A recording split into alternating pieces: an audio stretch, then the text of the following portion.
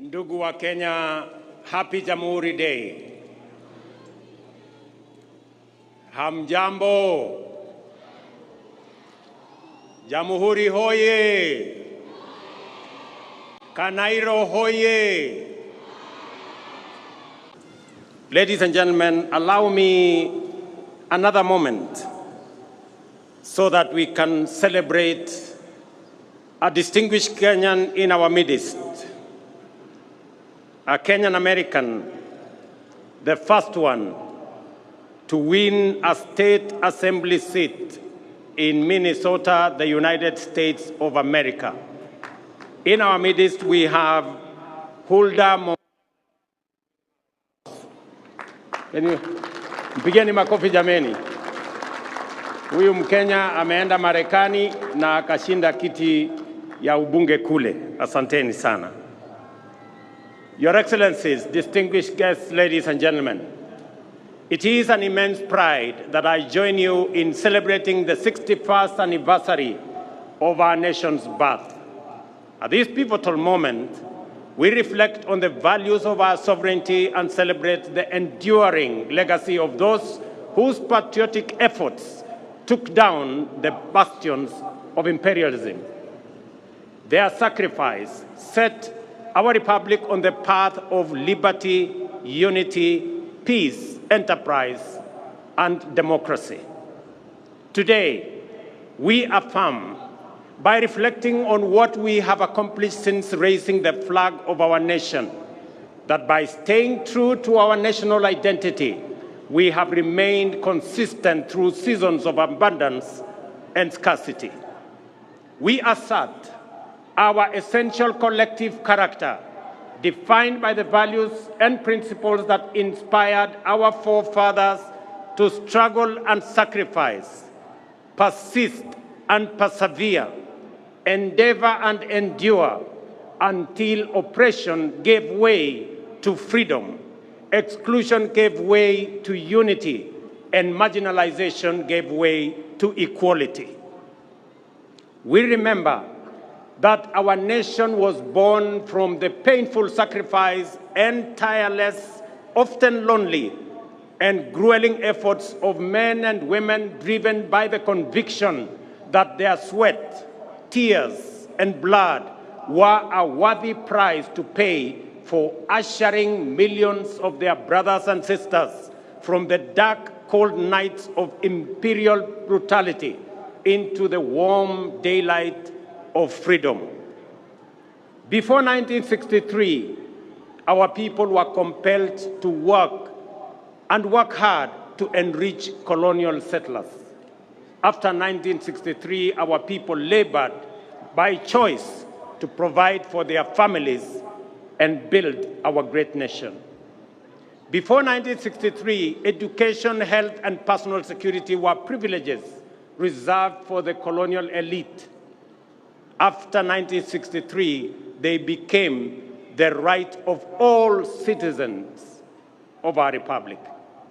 Before 1963, African people existed to be seen and not to be heard. After 1963, we reclaimed our inalienable sovereignty to its fullest extent. The year 1963, therefore, marked Kenya's profound moment of historical change, yet it also represents an equally fundamental moment of essential and defining continuity.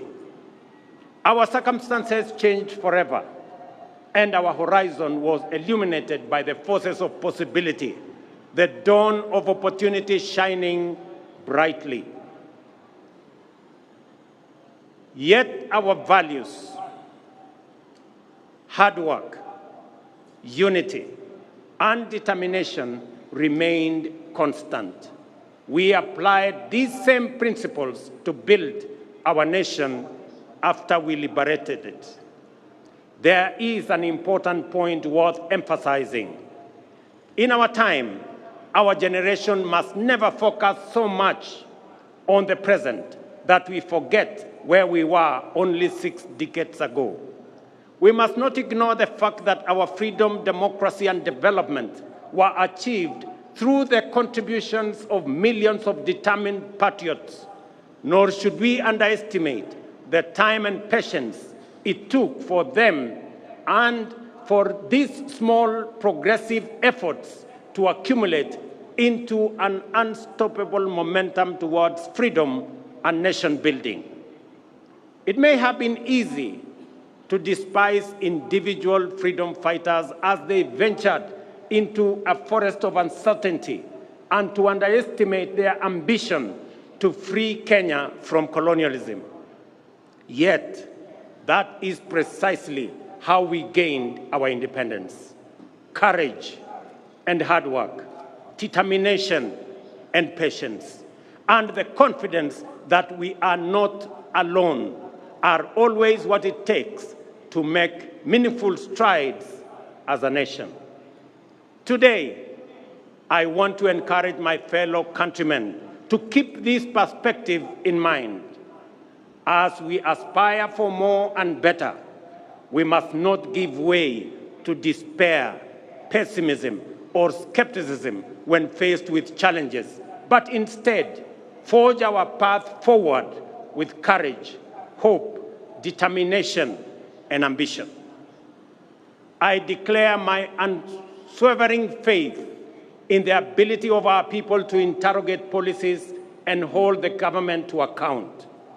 This is the essence of democratic freedom, a civic duty for citizens, a responsibility for leaders, and a necessary imperative for our success and progress.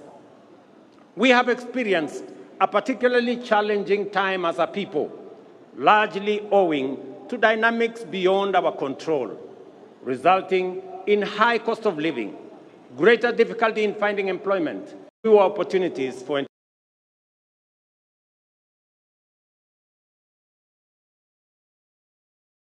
economic stability of our nation, demanding urgent and appropriate intervention, foster a conducive environment for institutional and infrastructural development, and promote investment in manufacturing, industrialization, and export competitiveness. As a starting point, it was critical for us to tighten our belts and make significant sacrifices to reset our public finances on a sustainable path, enabling intensified investments in the strategic pillars of our plan and the cross-cutting enablers of rapid transformation. I acknowledge, ladies and gentlemen, the work we have done and the milestones achieved in creating the necessary conditions for progress in every value chain that support the pillars of our plan. There is a time to resist and a time to accept, a time to deny and a time to admit, a time to doubt and a time to believe. In the face of undeniable evidence, skepticism must give way to confidence, and we must reject the deceptive embrace of disinformation and fake news. The results and positive impact of our collective pursuit of fundamental economic change can no longer be wished away. Ladies and gentlemen, financial inclusion, for example, is now a reality for millions.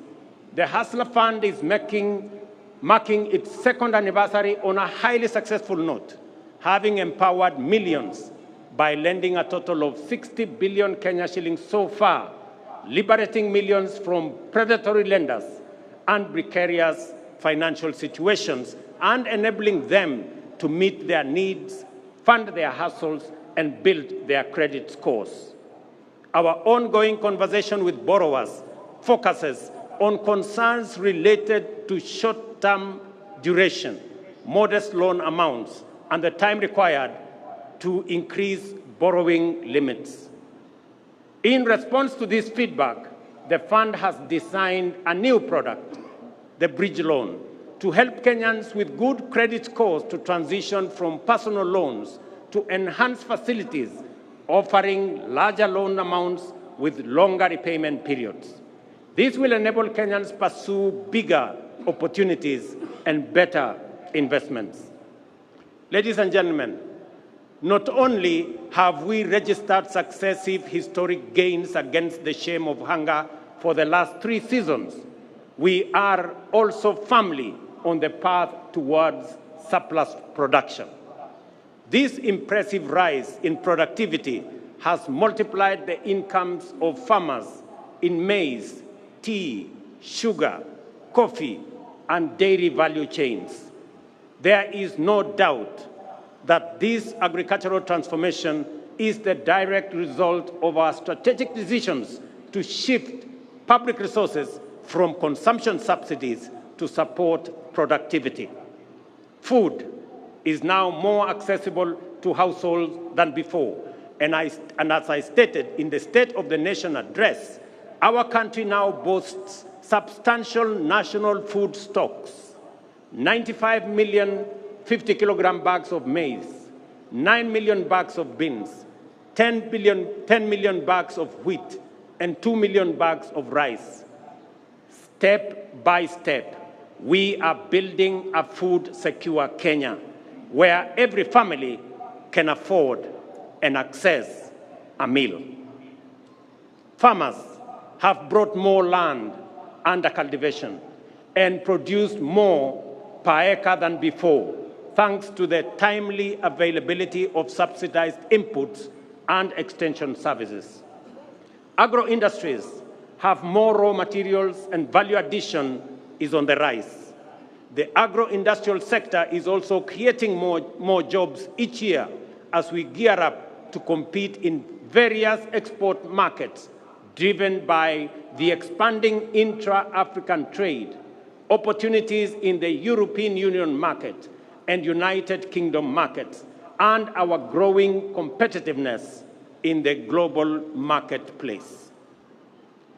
Ladies and gentlemen, the bottom-up economic transformation agenda prioritizes digital transformation as a cornerstone of inclusive economic growth.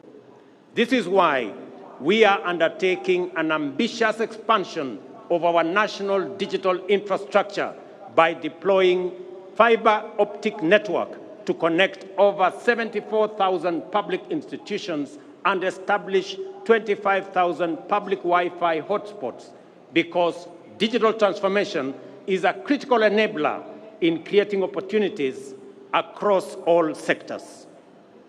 We intend to use this infrastructure to extend internet connectivity to 8.5 million homes and businesses and eliminate the digital divide, which undermines technological inclusivity in homes, schools, villages, and counties. I take this opportunity to affirm the significant progress already made and which is accelerating due to the digitization of government services. Through the e-Citizen portal, we have digitized 20,855 government services, streamlining public service delivery, enhancing transparency and efficiency, eliminating opportunities for corruption, and increasing visibility and mobilization of public revenues. The transformative power of this single initiative to improve citizen experience with public services and enhance the government's ability to manage public resources effectively highlights the immense value of digital transformation. Additionally, our digital transformation strategy is making significant contributions to skills development and job creation. For example, Ajira and Jitume Digital are advancing our vision to equip 20 million citizens with ICT skills, fostering entrepreneurship, and enhancing inclusive digital literacy. In other words, an additional 20 million Kenyans are being prepared for higher productivity in the digital economy. We have also adopted the integration of creative industry courses into technical and vocational colleges as a reliable mechanism to build a skilled workforce. These robust measures form the foundation of our strategy to promote the emergence of a fully fledged digital economy, leveraging Kenya's position as a regional hub for software development and digital exports.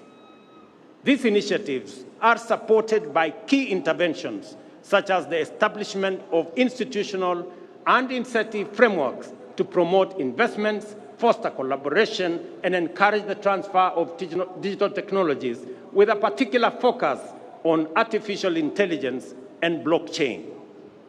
Through these efforts, we are empowering local digital innovators and tech entrepreneurs to drive economic diversification and resilience. Ladies and gentlemen, the discourse around universal healthcare remains lively, with concerns being raised about eligibility for coverage, the capability of health facilities to deliver services, and the alignment of contributions by individuals with benefits. Under Taifa Care, our inclusive, universal, efficient, and transparent healthcare service model, we are implementing a transition on an unprecedented scale. We have successfully transitioned 5.6 million citizens from the National Health Insurance Fund and registered an additional 11 million Kenyans under the Social Health Insurance Fund. This means that in just 2 months, 11 million Kenyans who previously lacked access to healthcare services are now registered, with the registration process going full steam in every part of Kenya. I commend Kirinyaga, Nyeri, Bomet, Embu, and Lamu, the 5 leading counties so far in Taifa Care registration. At the same time, I encourage the people of Marsabit, Garissa, Mandera, West Pokot, and Turkana, who have the least registered members, to mobilize, register, and take advantage of the benefits of this transformation program. Taifa Care ensures healthcare access for all registered citizens without discrimination of whatever kind. The program has accurately determined the cost of healthcare services and products, ring-fenced resources for equipment and facility improvement, and leveraged digital technology to radically enhance the management, coordination, and delivery of healthcare, promoting efficiency, transparency, inclusivity, and sustainability. No public service delivery project of this scale and ambition has ever been undertaken in the history of our country. We are confident, however, that this will be quickly surpass the 16.5 million citizens so far registered and provide all Kenyans with high-quality health care that is effective, efficient, affordable, and sustainable. Having said this, I wish to ask you this important question, each and every Kenyan. Have you registered? Nyinyi mmejisajili? Mumejiandikisha? Those who have registered often find that many of the issues, concerns, fears, and questions are fully addressed to their satisfaction in the registration process. I therefore encourage every Kenyan to register and enjoy the fundamental constitutional right to health care that is being rolled out. Ladies and gentlemen, after 2.25 years, the decent, durable, dignified, and affordable houses we promised Kenyans are finally here. Since September this year, 1,200 affordable housing units have been completed. Additionally, the State Department of Housing has advertised 4,888 units available for sale to the public through the Boma Yangu platform as we talk. Our goal to increase the number of mortgages from 30,000 to 1 million has now shifted gear. Our delivery pipeline for affordable housing now has a total of 124,000 units at various stages of development across Kenya, while a total of 840,000 units planned projects over the next 4 years are projected to create a minimum of 1 million jobs. Ladies and gentlemen, despite the multiple challenges and crises we have had to grapple with, we have succeeded in keeping our commitments, taking steady steps towards our aspirations, and moving our nation closer to its destiny. Work is underway across the country, and the opportunities are opening up for many citizens, especially our young people. Over the past 2 years, the number of employment opportunities has increased with new jobs for teachers, agricultural sector workers, healthcare professionals, building and construction, seafarers, and outside Kenya under our labor mobility program. The affordable housing strategic pillar of our bottom-up economic transformation agenda has so far created 200,000 jobs and thousands of indirect opportunities across the building and construction value chain. The universal healthcare coverage pillar has engaged 107,000 community health promoters alongside other healthcare professionals employed to support our vision of a functional national healthcare system. In addition, jobs will be created in healthcare innovation, service delivery, and ICT support for digital health system that we have rolled out, unlocking opportunities nationwide.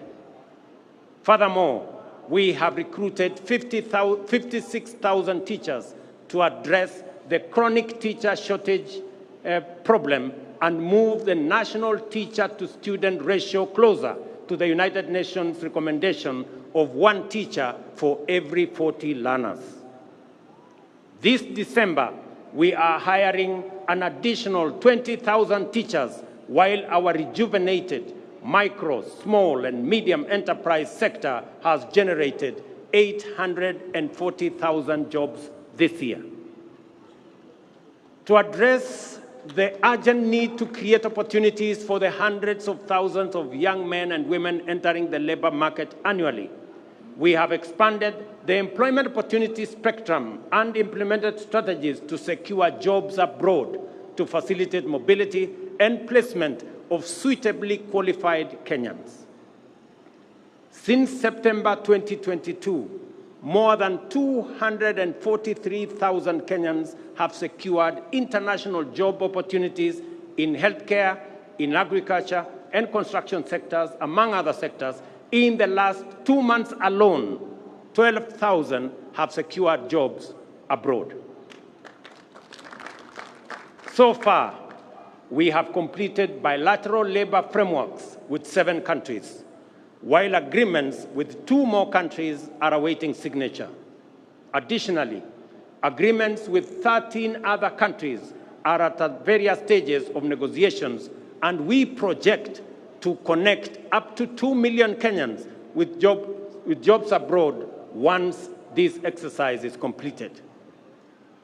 Our digital superhighway and creative economy program, which involves laying 100,000 kilometers of last-mile fiber optic infrastructure and establishing digital hubs nationwide, is designed to create digital jobs at the grassroots.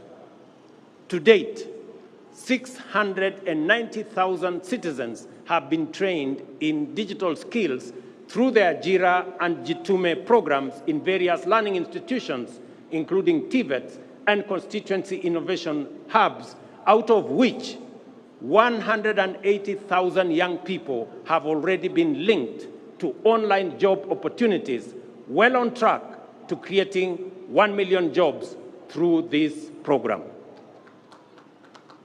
Our special economic zones and export processing areas are boosting investment, manufacturing, exports, creating jobs, and increasing national wealth.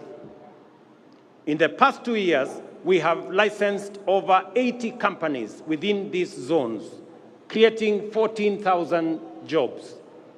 The 6 export processing zone flagship projects in Busia, Kirinyaga, Murang'a, Eldoret, Kwale, and Nakuru are now being developed are set to generate another 30,000 more jobs. Additionally, The ongoing operationalization of Dongo Kundu and Naivasha special economic zones will create an additional 26,000 jobs, facilitating private sector special economic zones investments and supporting county and public special economic zones operations. At the same time, young people are actively contributing to climate action, urban neighborhood improvement, and landscape restoration through the Kenya Urban Resilience or Climate Works program. Recognizing the urgency, scale, and importance of these efforts, Climate Works is designed to be ambitious. So far, 21,560 Kenyans have been engaged in Nairobi, with nearly 48% being women, reflecting a strong commitment to gender parity. The program will soon be expanded nationwide to engage 200,000 young men and women in critical infrastructure and environmental projects within our towns, cities, and communities. This initiative not only offers opportunities, but also empowers young people to strengthen the foundations of urban living and tackle climate change. We are also investing in local content creation to enhance the quality and competitiveness of Kenyan creative products for export, while facilitating the development of digital platforms to contribute and to distribute Kenyan creativity to global audiences. I am confident that we are firmly on course to transform opportunities for our creative industry. I salute the actors in our creative space whose work brings life to our cities, streets, and screens. Yet, their achievements are overshadowed by injustice. Musicians, who are the heartbeat and soul of our culture, have long been denied their rightful earnings. It is unacceptable that an artist earns as little as 10,000 shillings a year, while those tasked with collecting their royalties pocket millions monthly. This injustice, ladies and gentlemen, must end. The Kenya Copyright Board, in conjunction with industry players and e-citizen, must establish a transparent, real-time system for royalty collection and distribution to rightful owners and beneficiaries. As we champion this cause, Kenya is also preparing for global leadership by bidding to host the 2026 World Creative Economy Conference, signaling our commitment to celebrate our talent and showcase our vibrant culture to the world. Hosting this conference will be a bold declaration of Kenya's leadership in the creative economy. Our committed interventions are creating jobs and opportunities, and this is only the beginning. We are building on the foundation we have laid to create more jobs going forward. The essence of the bottom-up economic transformation agenda is to enhance our capacity for incremental achievement and thus accelerate our progress in delivering our commitment for the benefit of all Kenyans. What I wish to emphasize on this Jamhuri Day is that regardless of our difficult circumstances and despite obstacles, resistance, and anxiety, it remains the mandate of leadership to keep true to their word and the duty of government to deliver. We have every intention to fulfill our commitments and are at the point where the first projects are successfully entering maturity. The deliberate and intentional effort to develop effective strategies for creating employment opportunities within our broader economic transformation agenda is bearing fruit. From the current numbers, it is clear that employment opportunities, whether domestic, international, or online, will increase significantly in the coming days. We are determined to build a labor market capable of absorbing as many job seekers as possible, cognizant of the output of our education and training institutions, which produce talented, skilled, and motivated young people. By doing the hard work and heavy lifting now, we are laying the foundation for citizens to seize opportunities in the coming future. As we do this, let us reflect on the lessons of history and rise above our political differences to deliver for Kenya. Those who came before us overcame far more turbulent divisions to score a historic victory whose everlasting legacy benefits us today and will endure for posterity.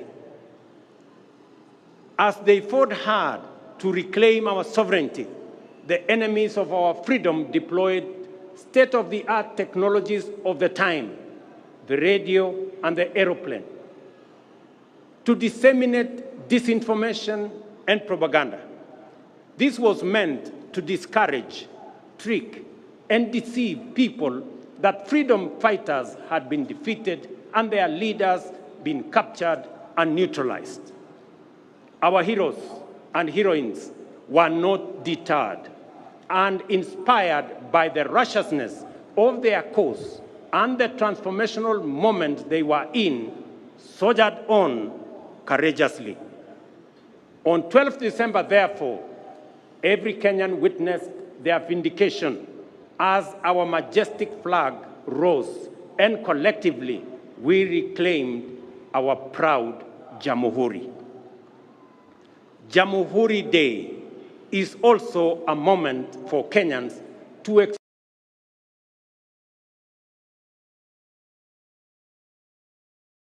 sabotaging our hope and seeking to dampen our resolve.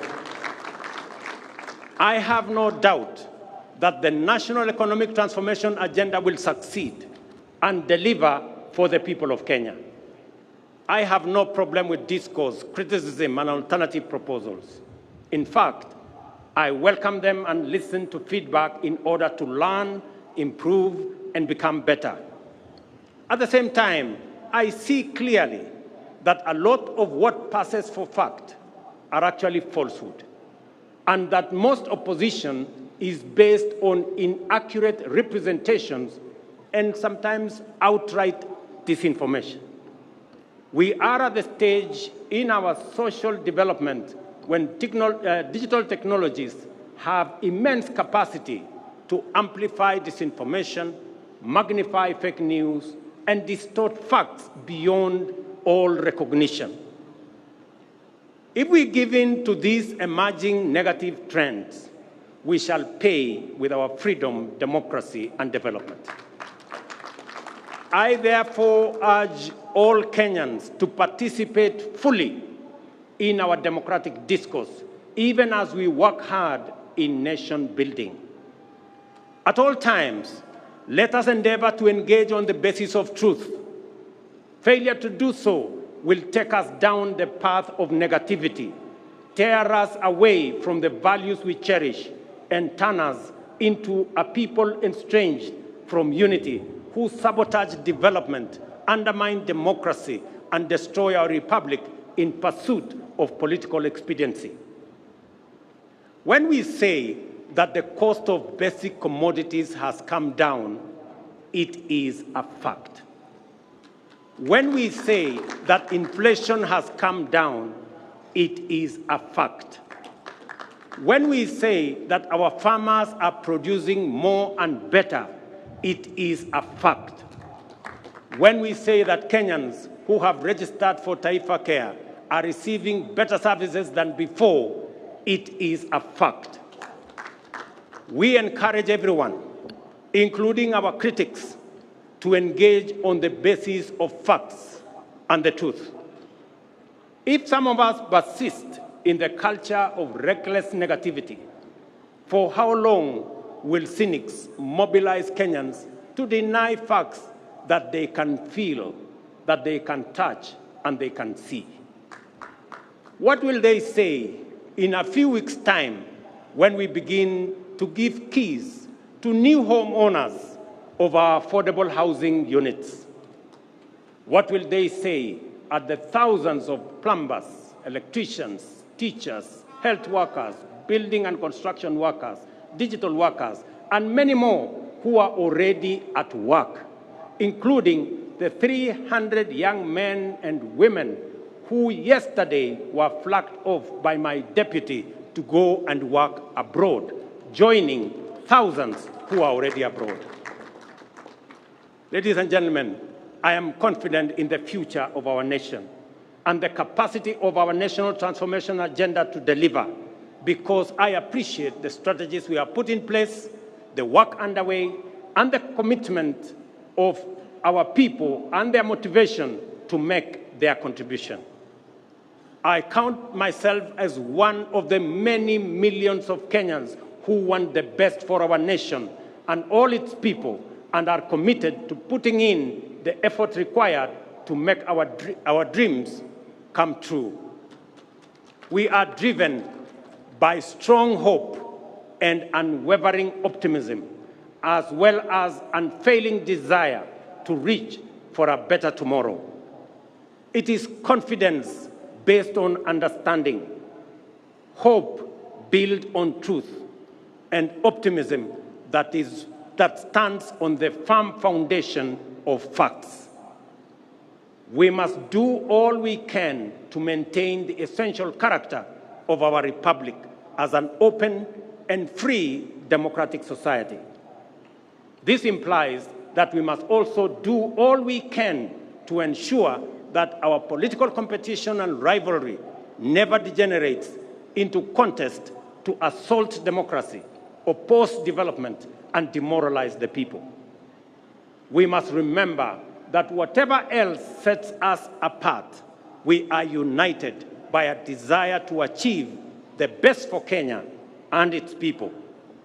With this in mind, we must promote inclusion and broaden our platform for collective engagement to allow articulation of diverse viewpoints and the expression of fresh, new, and bold approaches.